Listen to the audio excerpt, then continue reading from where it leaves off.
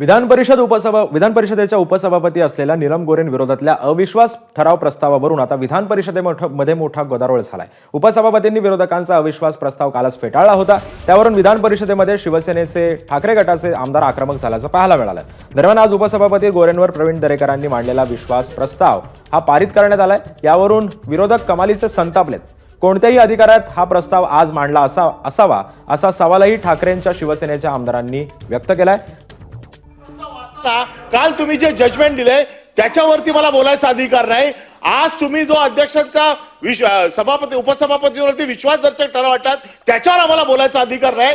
अरे या सभागृहात आम्ही येतो कशाला? या सभागृहाची नोंद देशाच्या इतिहासात केली जाते आणि आपल्याला पक्षाचं काम म्हणून मी आपल्याला संधी दिली होती आणि संधी दिल्याच्या नंतर आपल्याला पोल हवाय का हे मागे सांगितलं होतं।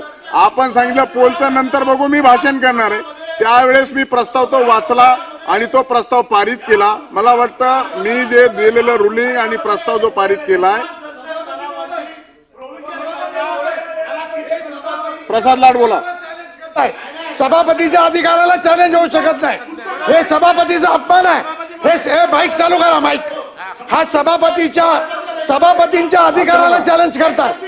सभापती महोदय तुम्ही रुलिंग दिलेलं आहे। सभापती माईक चालू कर रे। सभापती महोदय तुमच्या अधिकाराला चॅलेंज करतायत, तुम्ही रुलिंग द्या। हे नाही होऊ शकत। एबीपी माझा, उघडा डोळे बघा नीट।